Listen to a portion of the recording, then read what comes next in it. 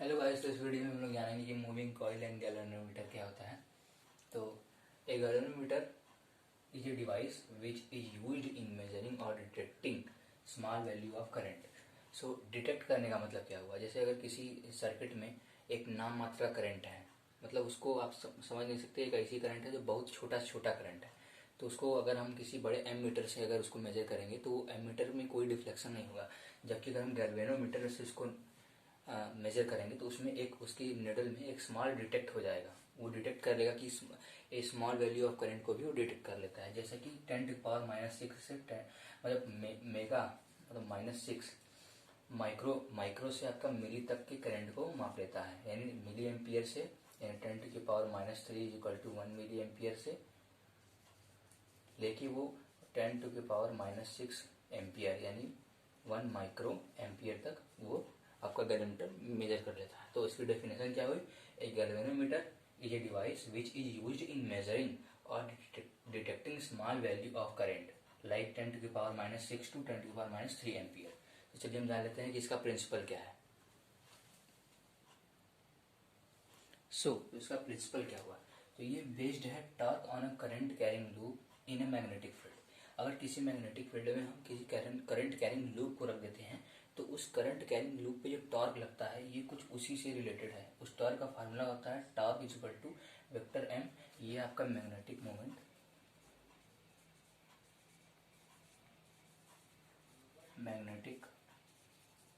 Moment जिसका formula होता है I इंटू ए वेक्टर। आपका ये है magnetic field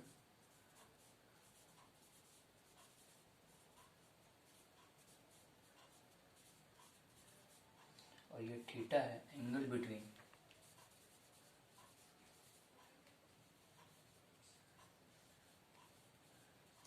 vector B and vector M. Suppose कीजिए कि हमारे पास एक मैग्नेटिक फील्ड है जो कि इस डायरेक्शन में है और एक हम यहाँ पे रख देते हैं लूप, कोई लूप रख दिया हमने, ठीक है। इसमें करंट आई है। तो इस मैग्नेटिक फील्ड के कारण इस लूप पे जितना टॉर्क लगेगा उस टॉर्क से ही गैल्वेनोमीटर की सारी कहानियां जुड़ी हुई हैं। चलिए हम जान लेते हैं कि कंस्ट्रक्शन क्या है गैल्वेनोमीटर का, उसमें कौन कौन से पार्ट भाग लेते हैं। सो फ्रेंड्स देखिए, ये है सारा कंस्ट्रक्शन एक मूविंग कॉइल गैल्वेनोमीटर का। यहाँ एक टर्मिनल T2 है, यहाँ एक टर्मिनल T1 है, इधर से इन दोनों से करंट आता है, ठीक है। तो देखिए, अगर ये पहले आपका सेटअप, सबसे पहले ये होती है कॉइल। ये कॉइल है जिसमें से आपका आता है करंट आता है और करंट पास होता है इसमें से हर कॉइल में से करंट होकर पास होता है, ठीक है। आप मान लीजिए कि हर ईच कॉइल में करंट आई है। ये है आपका मैग्नेट नॉर्थ पोल, ये है साउथ पोल। ये एक ऐसे ऐसे लगा के रखा हुआ है, इस प्रकार का मैग्नेट है। देखिए इस प्रकार का, इधर नॉर्थ पोल है, इधर साउथ पोल। ये हो गया नॉर्थ, ये हो गया साउथ, इसी के बीच में सेटअप पूरा है। ये इस प्रकार का मैग्नेट है, ठीक। और ये आपकी कॉइल है। तो और ये आपका फाइन वायर है जो कि फॉस्फर ब्रॉन्ज का है। फॉस्फर ब्रॉन्ज की मतलब हम लोग इसलिए इसका यूज करते हैं क्योंकि इसको अगर हम इस रस्सी, अगर ये कोई रस्सी है, अगर फॉस्फर ब्रॉन्ज की रस्सी, अगर इसमें कोई चीज़ अगर हम इसको टांग देते हैं तो इसको हम ज़्यादा से ज़्यादा मोड़ सकते हैं। मतलब ये जो ये फॉस्फर ब्रॉन्ज की रस्सी है, ये इसका मतलब आप कह सकते हैं कि मोड़ने के अगेंस्ट नहीं काम करती, जितना चाहे उतना मोड़ सकते हैं, इसका विरोध नहीं करती। इसे किसी चीज़ को टांग के, जैसे अगर ये कोई कॉपी है, इसको अगर हम टांग दिए इसमें, तो इस तरीके से टांग देते हैं रस्सी से और इसको मोड़ते हैं तो ये रस्सी आराम से मुड़ जाती है, ये इसका विरोध नहीं करती। इसी मतलब इसका जो घूमने मतलब उसको मरोड़ने का जो कांस्टेंट था, इसको हम टॉर्जनल कांस्टेंट बोलते हैं, वो बहुत इसका कम होता है। ये आराम से मुड़ जाती है। उसी प्रकार से स्प्रिंग का भी हम लोग प्रयोग करते हैं। जैसे एक करंट आएगा तो उस पर टॉर्क लगेगा और कॉइल घूमेगी और इसमें एक हम निडल सेट कर देते हैं कि जो जब ये कॉइल घूमेगी, जैसे ये कोई कॉइल हो गई ऐसे पे, इस पे एक हम ऐसे निडल सेट कर दिए, ऐसे इस पे चिपका दिए। जैसे कॉइल ऐसे घूमी ऐसे, तो ये निडल भी ऐसे घूम जाएगा। देखिए जैसे ये कॉइल है, ये कॉइल है, तो ये कॉइल अगर इस पे फोर्स लगती है तो ये अगर टॉर्क से एक फोर्स इधर लगेगा, एक फोर्स इधर लगेगा। एक इसका और एप्लीकेशन है, उसको हम बता देंगे। ये अगर ये कॉइल अगर टॉर्क लगता है तो अगर कॉइल ऐसे घूमती है ऐसे पे तो ये देखिए सुई भी ऐसे घूम जाएगी, ये देखिए ऐसे। तो ये सामने जो हम मेजरमेंट स्केल रख देते हैं तो सुई उसी पे ऐसे अपना मुड़ के डिफ्लेक्शन दिखाती है। तो यहाँ पे ये कॉइल घूमती है, ठीक है। और क्या कहते हैं कि ये जो इसका फॉस्फर बॉन्ड है हम लोग इसीलिए इसका यूज़ करते हैं क्योंकि इसका टॉर्जनल कांस्टेंट अच्छा होता है। ये आपकी स्प्रिंग है, स्प्रिंग का प्रयोग इसलिए किया जाता है कि अगर हम करंट डाल देते हैं तो करंट डालने से ये मान लीजिए रोटेट हुई और ये सुई जो लगा है वो डिफ्लेक्शन दे दिया, तो उसके बाद इसको वापस भी तो आना है। तो वही स्प्रिंग क्या करता है कि जब ये घूम जाता है तो स्प्रिंग अपने स्प्रिंग फोर्स के कारण इसको फिर से रोटेट करके उसी जगह पे पहुंचा देता है। तो और ये सब आपकी साउथ पोल है, ये नॉर्थ पोल है, ये टर्मिनल T2 है, ये टर्मिनल T1 है। ये स्प्रिंग ये भी फॉस्फर ब्रॉन्ज का ही बना होता है और ये मैग्नेटिक फील्ड लाइन नॉर्थ से साउथ की ओर जा रही है। तो चलिए हम देख लेते हैं कि इसकी वर्किंग कैसे होती है। सो गाइस, तो देखिए कैसे एक गैल्वेनोमीटर जो होता है करंट मेजर करता है। सो a moving coil galvanometer, AMCG यानी एक moving coil galvanometer has a coil with many turn placed in magnetic field. तो ये बात हुई जो इससे पहले आपको मैंने कंस्ट्रक्शन का फोटो दिखाया था, मतलब समझाया था।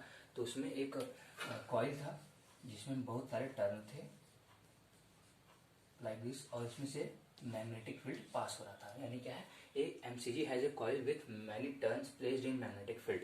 सो सेकंड पॉइंट क्या कहता है, ये मैग्नेटिक फील्ड है। सेकंड पॉइंट कहता है जो करंट मेजर करना है वो कॉइल से गुजारा जाता है। अब भाई आपको कॉइल को करंट जाएगा उसमें, तभी ना उस पर फोर्स लगेगा या फोर्स से टॉर्क आएगा, या फोर्स नहीं भी रहेगा तो टॉर्क आने के लिए परपेंडिकुलर डिस्टेंस और फोर्स होना जरूरी है। तो जो करंट मेजर करना है वो कॉइल से गुजारा जाता है। हम उस करंट को कॉइल से गुजारेंगे और देखेंगे कि उस करंट पे उसका कितना डिफ्लेक्शन है कॉइल का, या उस पर कितना टॉर्क लग रहा है। क्योंकि टॉर्क का फार्मूला होता क्या है, NIAB cos sin थीटा। ये टॉर्क का फार्मूला होता है, जहाँ IA जो होता है, M होता है मैग्नेटिक मोमेंट होता है, N होता है नंबर ऑफ टर्न, जो यहाँ पे आपके टर्न है 1 2 3 4 5, ये नंबर ऑफ टर्न है। A होता है एरिया वेक्टर या area of the loop, B होता है magnetic field, theta is angle between magnetic moment and आपका ये मैग्नेटिक फील्ड। तो जो हमें करंट जितना ज़्यादा करंट, मतलब जो करंट भेजेंगे हम उस कॉइल में होकर भी भेजेंगे, तभी ना उसमें टॉर्क लगेगा, उसी से ना हमें डिफ्लेक्शन, टॉर्क लगेगा तो घूमेगा और हम सुई फिट किए हैं तभी ना हमें डिफ्लेक्शन मिलेगा। तो नंबर 3 क्या है, the coil experiences a torque and rotate और deflect, this deflection is obtained on some scale with the help of pointer.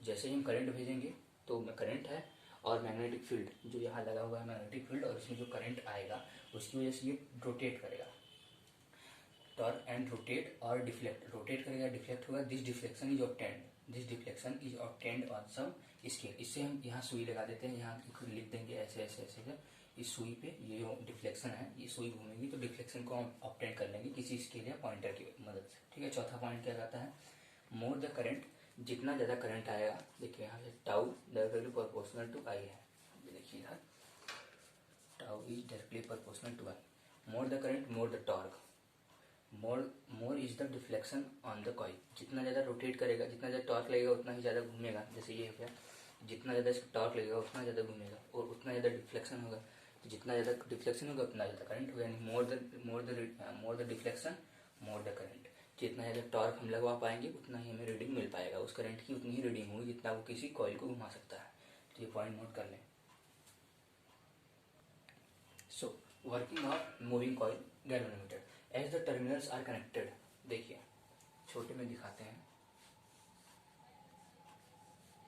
ये आपका मूविंग कॉइल गैल्वेनोमीटर था, यहाँ पे एक इस प्रकार का लगा था और यहाँ पे एक टर्मिनल था, ठीक है। और ये एक नीचे स्प्रिंग लगी थी, ये स्प्रिंग T2 टर्मिनल से कनेक्टेड था।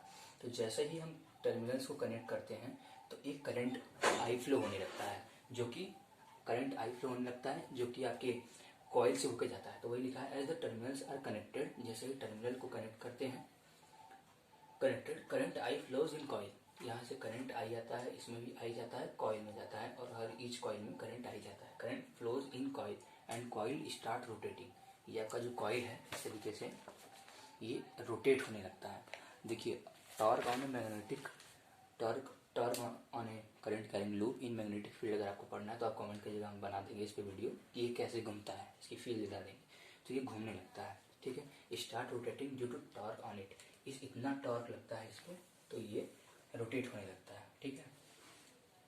Second point, as the coil rotate the spring and fine wire twist. जैसे ही अगर ये कॉइल रोटेट होगा, जैसे अगर ये कॉइल रोटेट होगा, अगर इससे जुड़ी हुई कोई चीज़ अगर ये रोटेट होगा तो इस फाइन वायर, जैसे ये भी रोटेट होने, अगर ये कोई फाइन वायर है तो इसको इससे रोटेट करेंगे तो ये ट्विस्ट होने लगेगा। ये तो मार्कर है, अगर ये रस्सी होती तो अगर इसको घुमाते हम तो ये ट्विस्ट होता। तो वही कहा है कि जैसे ही कॉइल ऐसे घूमेगा, जैसे as the coil rotates spring and fine wire twist and generate restoring torque. अगर इससे जुड़ी हुई रस्सी, ये कॉइल है, अगर ये घूमेगा तो इसमें इस रस्सी में भी ये रस्सी भी घूमेगा। तो ये रस्सी जो इस लूप के कारण जो ये रस्सी घूम गई तो इस रस्सी, ये जो रस्सी है जो इस लूप के कारण घूमी है तो इसका विरोध करेगी, वो रिस्टोर, फिर वो रिस्टोरिंग टॉर्क लगाएगी कि जो इस तरीके से टॉर्क घुमा है, मैग्नेटिक फील्ड के कारण जो टॉर्क लगा है तो लूप इस तरीके से घूम गया तो रस्सी उसके अगेंस्ट जाएगी, वो उसको फिर से उसी पोजीशन में लाना चाहेगी। तो वही है रिस्टोरिंग टॉर्क, बस वही रिस्टोरिंग टॉर्क है। भाई समझते हैं कि ये रिस्टोरिंग टॉर्क के अंदर तक की बातें क्या होती हैं। सो देखिए, जैसे अगर ये कोई एक ये मान लीजिए फिक्स्ड वाल है, ठीक है, और यहाँ से एक समझिए एक कार्डबोर्ड है, एक कार्डबोर्ड समझ लीजिए, अब ये फुली मान लीजिए ये बंद है, इसे कॉइल मत समझिए, इसमें करंट वरेंट कुछ नहीं है, बस आपको समझाने के लिए फील दिया जाएगा। देखिए हम इस कार्डबोर्ड को, जैसे ये जो चीज़ लगा हुआ है यहाँ पे, इसको, ये रस्सी है, रस्सी जो नॉर्मल रस्सी होती है, अगर हम इसको ऐसे खूब घुमाएं, ऐसे खूब घुमाते चले खूब ऐसे घुमाएं तो ये रस्सी क्या होती है, रस्सी में इसे गांठ टाइप का पड़ जाता है, और जब हम इसको ऐसे छोड़ते हैं तो ये फिर से उल्टा घूम के सट से उल्टा घूम के फिर उसी पोजीशन पे आ जाती है। तो ये उल्टा क्यों घूमी, देखिए हम टॉर्क लगा के इसको घुमा दिए, ठीक है, ऐसे रस्सी थोड़ी छोटी हो जाती है और गांठ टाइप का पड़ जाता है, जब हम छोड़ते हैं तो इसे उसके उल्टे डायरेक्शन में घूम के नॉर्मल हो जाती है।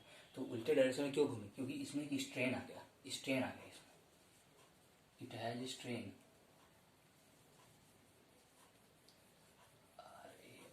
स्ट्रेन आया, इसलिए ना ये स्ट्रेन, इसको मतलब इसको कुछ दिक्कत था इसलिए इसको फिर घुमा दिया। तो ये रिस्टोर होना चाहता था, यानी ये जो आप ऐसे ऐसे घुमा के रस्सी में ऐसे ऐसे खूब घुमाएं तो रस्सी आप किए होंगे, ऐसे ऐसे खूब घुमाए होंगे तो रस्सी छोटी जाती है, इसमें गांठ पड़ जाता है, जब हम छोड़ते हैं तो आ जाती है।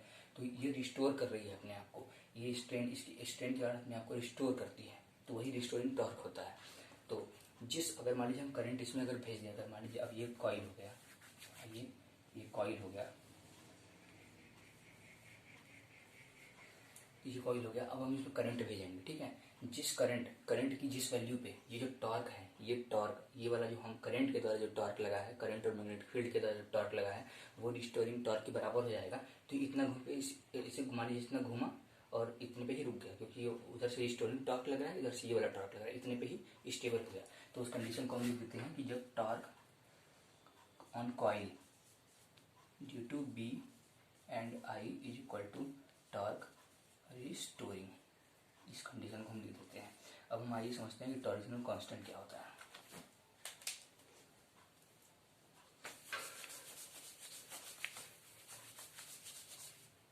सो टॉर्जनल कांस्टेंट,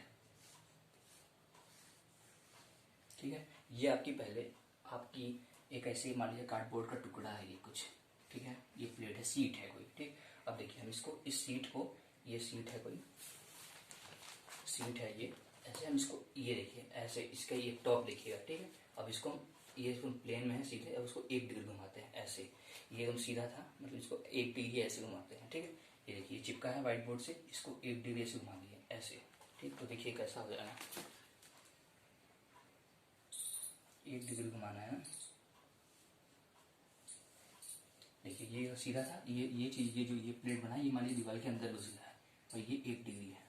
तो ये कार्डबोर्ड को हम 1 डिग्री घुमाते हैं, ऐसे पढ़ के 1 डिग्री घुमा दिएगा, तो इसमें जितना जितना मतलब टॉर्क लगा के 1 डिग्री घुमा दिए तो जितना ये रिस्टोरिंग टॉर्क लगाएगा उसको सी बोलते हैं।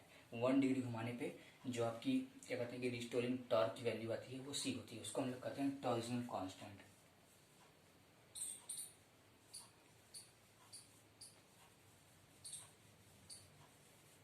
ठीक है। देखिए अब 1 डिग्री रोटेट पे रिस्टोरिंग टॉर्क कितना आ रहा है, सी। 2 डिग्री रोटेट पे कितना आएगा, 2c। अगर हम 3 डिग्री रोटेट करेंगे तो इसी प्रकार से आएगा 3c। अगर हम 5 डिग्री रोटेट किए एट वेरिएबल एंगल तो ये आएगा 5c, फाई सी रिस्टोरिंग टॉर्क आएगा। तो चलिए हमने इस कंडीशन को अब इस कंडीशन को सेटिस्फाई करते हैं। ये जो कंडीशन मैंने आपको बताया कि मान लीजिए आप कहेंगे लकड़ी का टुकड़ा था। देखिए अगर करंट आया, करंट इसमें गया, करंट की वजह से, करंट और मैग्नेटिक फील्ड की वजह से टॉर्क लगा, उससे ये 1 डिग्री घूमता है, ठीक है। तो 1 डिग्री घूमने से जो करंट और मैग्नेटिक फील्ड की जो टॉर्क लगाता है उससे 1 डिग्री घूमता है। तो 1 डिग्री घूमने पे जो इसमें रिस्टोरिंग फोर्स आता है, इसमें इस आपके वायर में, इसमें जो रिस्टोरिंग फोर्स आया, रिस्टोरिंग टॉर्क आया, उसको कहते हैं टॉर्सनल कांस्टेंट। अब चलिए हम लोग देखते हैं कि इस कंडीशन में क्या होगा जब आपका ये मतलब ये रिस्टोरिंग टॉर्क जो है, जिसे हम करंट भेजें और उस करंट की वैल्यू पे जो टॉर्क आई, करंट और मैग्नेटिक फील्ड की वजह से जो टॉर्क आई वो रिस्टोरिंग टॉर्क के बराबर हो गई, तब क्या होता है। So when restoring torque is equal to torque on coil, हम मानते हैं कि जब ये कॉइल जो मैग्नेटिक फील्ड और करंट की वजह से जो टॉर्क लगा वो 5 डिग्री रोटेट हुआ, मतलब उस टॉर्क से जो हमारा लूप था वो 5 डिग्री रोटेट हुआ और उस 5 डिग्री रोटेशन पे वो रुक गया, यानी वो उस समय रिस्टोरिंग टॉर्क और current torque due to current and magnetic field will become equal, then loop जो है वो रुक जाएगा अपना। तो देखते हैं क्या होता है। तो 5 डिग्री पे अगर 5 डिग्री पे रुकता है वो लूप, तो उस पर कितना रिस्टोरिंग फोर्स लगेगा, C5 यहाँ पे बताया गया था। तो ये C5 is equal to torque on coil कितना होता है N इंटू M, टॉर्क होता है MV साइन थीटा, और M की जो वैल्यू होती है वो होती है I इंटू ए वेक्टर। ये कोई डॉट प्रोडक्ट नहीं है ना, ये वेक्टर प्रोडक्ट है, ये केवल इंटू है। अगर यहाँ N कॉइल होंगे तो मैग्नेटिक मोमेंट हो जाता है NIA। So C5 equal to NMIA B sine theta. यहाँ से हमें करंट की वैल्यू निकल आती है, करंट की वैल्यू आ जाएगी C5 अपॉन, अरे यहाँ M क्यों लिखेंगे, M की तो वैल्यू यहाँ से हम पुट कर दी है, ये हो जाएगी केवल NIAB साइन थीटा, क्योंकि हम M की वैल्यू यहाँ पे रख दिए थे। तो NIA ये M की वैल्यू है, NIA और B साइन थीटा एडिटिव उतर गया। तो ये कितनी हो जाएगी, करंट की वैल्यू हो जाएगी C5 upon NAB sine theta, sine theta. So देखिए यहाँ पे I जो है करंट किसके प्रोपोर्शनल है, N number of turn constant, area of loop constant, B magnetic field भी कांस्टेंट, फाई भी कांस्टेंट और टॉर्जनल कांस्टेंट भी कांस्टेंट। तो यहाँ I जो है वो 5 कांस्टेंट नहीं है, 5 रोटेट हो रहा है, यानी 5 वेरिएबल है, सॉरी यहाँ 5 वेरिएबल है। सो आई डायरेक्टली प्रोपोर्शनल थीटा देखिए, theta is the angle between magnetic field and magnetic moment, ये वेरिएबल है। जैसे जैसे लूप घूमेगा, रोटेट होगा, तो इस रूल से राइट हैंड की उंगलियों को जब हम कर्ल करते हैं तो ये जो अंगूठा हमारा दिखाता है ये मैग्नेटिक मोमेंट का डायरेक्शन होता है। जैसे ये आई कोई करंट जा रहा है इसमें, तो हम अपने फिंगर्स को करंट के डायरेक्शन में रोटेट करते हैं। ये देखिए करंट ऐसे गया तो फिंगर भी ऐसे जाएगा और ये मैग्नेटिक मोमेंट अंदर, यानी अंदर की ओर आएगा मैग्नेटिक मोमेंट। सो ये मैग्नेटिक मोमेंट और मैग्नेटिक फील्ड के बीच का जो थीटा होता है ये भी वेरिएबल होता है। तो ये देखिए आई किसके किसके प्रोपोर्शनल है, I proportional to 5 upon sine theta, ये वैल्यू मिली। लेकिन यहाँ साइन थीटा दिक्कत कर रहा है, हमें केवल इसे ऐसा सेट करना है कि जितना ज़्यादा रोटेट हो, यानी जितना फाई आए, मतलब लूप जितना ज़्यादा रोटेट हो, लूप के रोटेट से मतलब है। जैसे देखिए ये मैग्नेट, अगर मान लीजिए करंट इस तरीके से जा रहा है ऐसे पे, अगर करंट ऐसे ऐसे ऐसे जा रहा है तो मैग्नेटिक मोमेंट ऐसे बाहर आ गया, ठीक है। और अगर हम मैग्नेटिक फील्ड ऐसे सेट कर दिए तो इसके बीच में 90 डिग्री का एंगल है, तो जैसे जैसे ये रोटेट करेगा तो मैग्नेटिक फील्ड और मैग्नेटिक मोमेंट के बीच का एंगल लगातार बदलेगा। तो थीटा को हमें हटाना पड़ेगा। हमें क्यों हटाना पड़ेगा, क्योंकि हमें कोई ऐसी यहाँ पर टर्म लानी पड़ेगी, क्योंकि आई जो जितना हम करंट भेजें उतना वो रोटेट हो और उस रोटेशन पे ही केवल करंट डिपेंड करे। साइन थीटा यहाँ पे खेल बिगाड़ रहा है, इसलिए हमें साइन थीटा को हटाने के लिए रेडियल कंसेप्ट का यूज करना होता है। यानी जो मैग्नेट हम लगाते हैं ऐसे पे, इसे हमें रेडियल मतलब इसे ऐसा लगाना होता है कि हमेशा साइन थीटा की वैल्यू 90 आ जाए। साइन थीटा की वैल्यू अगर साइन थीटा की वैल्यू 1 ला देंगे तो आई डायरेक्टली प्रोपोर्शनल टू 5 हो जाएगा। तो चलिए हम देखते हैं कि कैसे थीटा की वैल्यू यानी एंगल बिटवीन मैग्नेटिक फील्ड और मैग्नेटिक मोमेंट को कैसे सेट करें कि हमेशा साइन थीटा इक्वल टू 1 आए और हमारा आई प्रोपोर्शनल टू 5 आ जाए। सो साइन थीटा 1 करने के लिए we use radial magnetic field ताकि आई डायरेक्टली प्रोपोर्शनल टू 5 हो जाए, ठीक है, जिससे जितना रोटेट हो उतना ही करंट मेजर करे, यानी जितना कॉइल रोटेट करे उतना हमें करंट मिल जाए। सुई लगाए हैं, जितना रोटेट करेगा उतना हमें आपका करंट मिल जाएगा। For this we use cylindrical concave pole magnet, हमें सिलेंड्रिकल कॉन्केव पोल मैग्नेट चाहिए, यानी समझ जाइए आप ऐसे पे, ये टॉप व्यू है, टॉप व्यू है, हमें सिलेंड्रिकल मैग्नेट चाहिए क्योंकि जो इसका जो फील्ड बने वो ऐसे बने। इसका भी काम जो है अभी मालूम चल जाएगा। और सेकंड है soft iron core. Soft iron core होता है फेरोमैग्नेटिक सब्सटेंस होता है जो कि मैग्नेटिक फील्ड को कंसंट्रेट करता है, अपने अंदर एब्जॉर्ब करता है, जो मतलब बुलाता है अपने, मतलब एक ये यहाँ पे अगर ये सॉफ्ट आयरन कोर मटेरियल है, अगर कोई मैग्नेटिक फील्ड यहाँ से जा रही है तो अपने अंदर इसको मतलब ये ऐसे प्रकार चिपक जाएगी, ऐसे आएगी और इसके अंदर से चली जाएगी। सॉफ्ट आयरन कोर क्या करता है कि मैग्नेटिक फील्ड को अपनी तरफ अट्रैक्ट करता है या कंसंट्रेट करता है। और सिलेंड्रिकल कॉन्केव पोल मैग्नेट भी देखिए आपको कंसंट्रेट करने के लिए दिए गए हैं। अभी इसका ये तिरछा हुआ है, इसका यूज क्या है अभी आपको चलिए दिखाते हैं। सो गाइस इस केस में देखिए, इस केस में ये देखिए कि अगर आपका अगर ये करंट आपका इस प्रकार से ऐसे जा रहा है तो ये देखिए अगर ये ऐसे पे देखिए ऐसे, फिर अंदर ये चीज ऐसे लिखा गया है, फिर ये सिलेंडर है, ये सिलेंडर है, टॉप व्यू है, ये देखिए ये सिलेंडर अंदर तरीके से इसे धसा हुआ है, ऐसे अंदर सिलेंडर है और इस पे ये देखिए ये वायर है, ये देखिए लूप ऐसे है, ऐसे फिर एक ऐसे है ऐसे और फिर एक उसके पीछे है ऐसे, इस प्रकार से है। तो देखिए ये जो मैग्नेटिक फील्ड लाइन है, ये वाली मैग्नेटिक फील्ड लाइन, ये वाली मैग्नेटिक ये जो मैग्नेटिक फील्ड लाइन है ये देखिए इसमें से जाएगी, यानी इस वाले में से ऐसे जाएगी, ठीक है। ये मैग्नेटिक फील्ड इसमें से ऐसे गई और मैग्नेटिक फील्ड इसमें से देखिए ऐसे जा रही है, ये मैग्नेटिक फील्ड ऐसे जाएगी। ये वायर है, एक ये सिलेंडर है, सिलेंडर का टॉप व्यू है तो गोला ही दिखेगा, सिलेंडर अंदर दीवार में घुसा हुआ है, ठीक है, ऐसे समझ ऊपर से देख रहे हैं, ऐसे ऊपर से। तो सिलेंडर ये टॉप व्यू है ऊपर का, तो इसमें से मैग्नेटिक फील्ड इस वायर में से गई, वायर के अंदर से गई, ठीक है, वायर के अंदर से गई, ये मैग्नेटिक फील्ड लाइन हो गई। और मैग्नेटिक मोमेंट देखिए कैसे होगा, ये है, ये वायर अंदर घुसा था, ये उंगली थी और ये देखिए ऐसे इस तरीके से था, वायर में करंट ऐसे जा रहा है तो मैग्नेटिक मोमेंट ऐसे होगा ऊपर की ओर, ये देखिए मैग्नेटिक मोमेंट ऐसे, ये वायर अंदर, ये लूप जो है अंदर घुसा है, ये लूप का ऊपरी हिस्सा है ऊपर देखने से, और ये देखिए अगर हम रोटेट करेंगे तो ये अंदर की ओर जाएगा। तो ये देखिए ये ऐसे है, ये अंदर की ओर है ऐसे, तो इनके बीच 90 डिग्री का एंगल बन रहा है। अभी दूसरा केस दिखाते हैं आपको, उसमें भी यही होगा।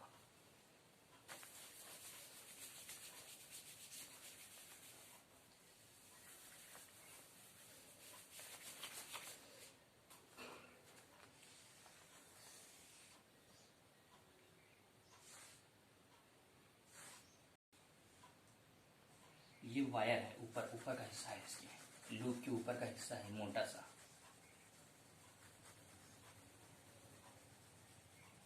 ये समझ लीजिए इससे ये हो गया, ये तो लूप है पूरा, देखिए ऐसे देखने में लूप लग रहा है ये, ठीक है, ये हो गया, ये लूप है, ये रेक्टेंगल लूप है ऐसे, ठीक है, आपको ये देखने में रेक्टेंगल ऐसे लग रहा होगा, ये देखिए ये रेक्टेंगल लूप हो गया, ये रेक्टेंगुलर लूप के नीचे अगर एक बेस लगा दे दूँ, ठीक है, ये आपको ऐसे, जब अगर इसको आप ऐसे कर देंगे, ये देखिए ऐसे कर देंगे तो ये देखिए अभी देखिए, अब इसमें ये जो वायर है, ये वाली जो वायर है इसके अंदर समा के जानी चाहिए, जो मैग्नेटिक फील्ड लाइन है इसके अंदर से गुजरनी चाहिए। तो देखिए कैसे होगी,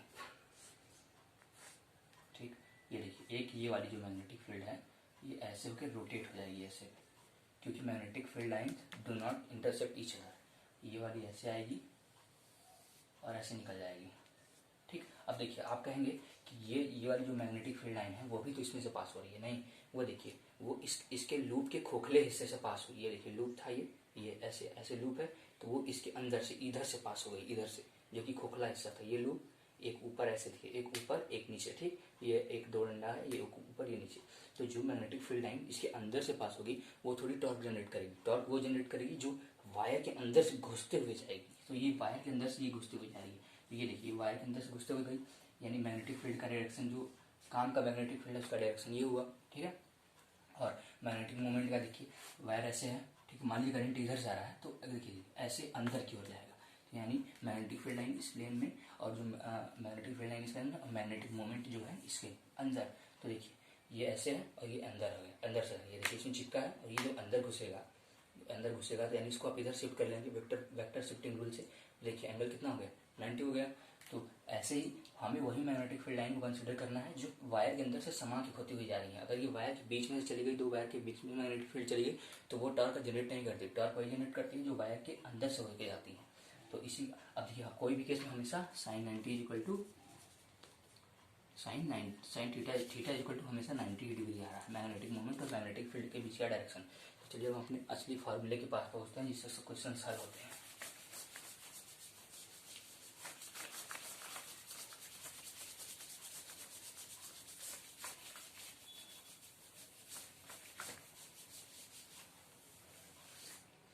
सो हम एक्सप्रेशन पे जो आए थे वो था torque on coil due to magnetic field and current is equal to tau restoring.